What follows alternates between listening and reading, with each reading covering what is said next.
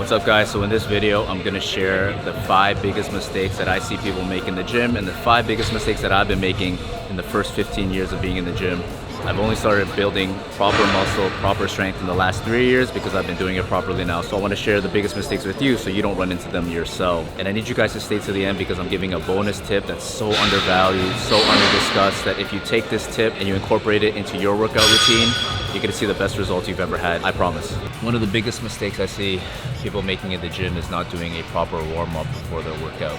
Right? So you want to prime your body for the exercises that you're about to do.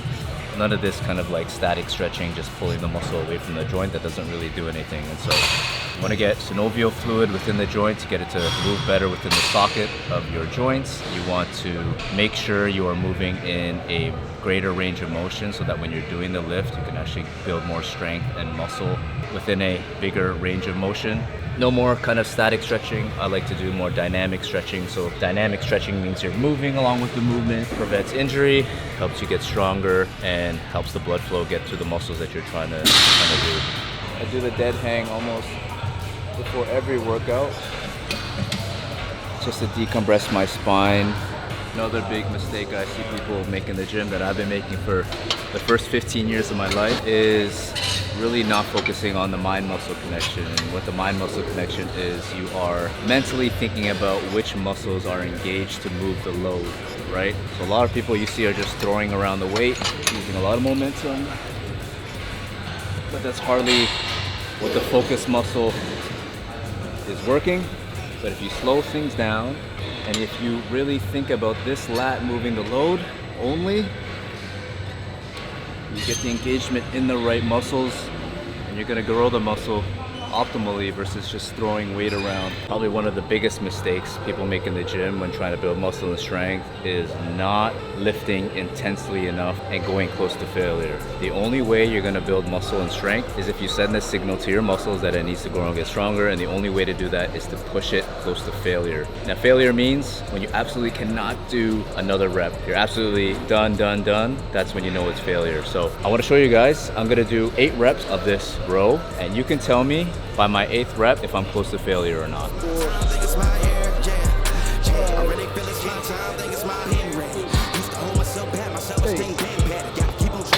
Now you guys tell me if you think I was 1 or 2 reps away from failure there. And if you answered no, you're absolutely right. I want to show you guys what close to failure actually looks and feels like. Go to 180. Never done 180 before.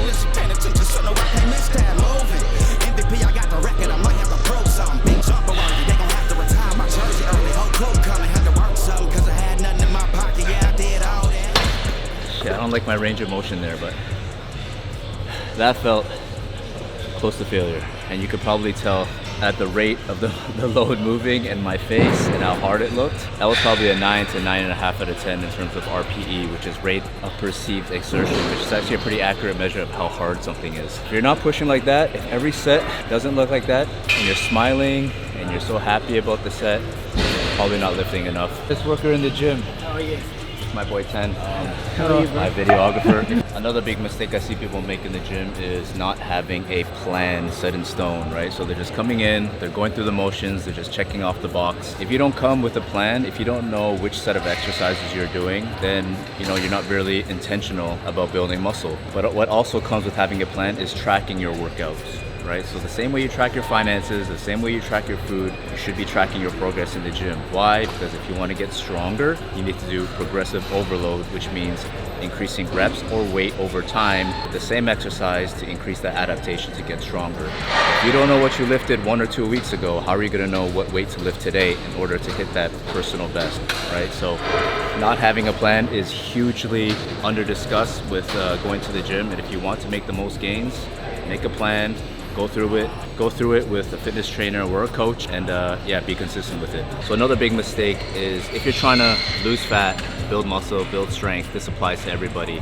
and that's not taking enough rest time in between sets. You want to make sure you have the most energy and power in order to make that lift as optimal as possible, to be powerful for that lift. And if you need to take 5 minutes after a very heavy squat or deadlift, then take that 5 minutes, because if you're rushing your rest times, if you're resting for 30 seconds to a minute and then going right into this heavy set again, you're not going to be able to lift as heavy. Your goal is to lift heavy, because lifting heavy equals more muscle. More muscle means higher metabolism. Higher metabolism means you burn more calories over time, even when you're not working out, which is more optimal for fat loss. So whether you're losing fat, building muscle, same rule applies to everybody. Rest 3 to 5 minutes for compound sets, and then 1 to 2 minutes for smaller isolation sets that don't require as much recovery time. All right, hope you guys enjoyed that video. I want you guys to avoid these mistakes so you can get the most gains. Just want to let you guys know, if you don't know the Breakthrough Body Blueprint already, we help busy professionals and parents get into the best shape of their lives without overhauling their lives, without giving up their favorite foods, and without doing tons of cardio. So if that's you, if you want personalized one-on-one coaching, there's a link in the comments section. Book a call with us to see if we're going to be a good fit for each other.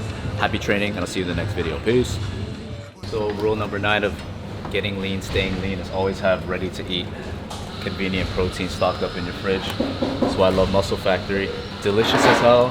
They tell you the macro is 170 grams per package. Keep them in your fridge. You don't end up in inconvenient situations. You always have protein, because protein should be the main event of every meal. If you want to build muscle, if you want to preserve muscle while you're dieting, you need protein in your body. I recommend 0.8 to 1 gram of protein per pound of body weight. Start there and you'll flourish. Bye.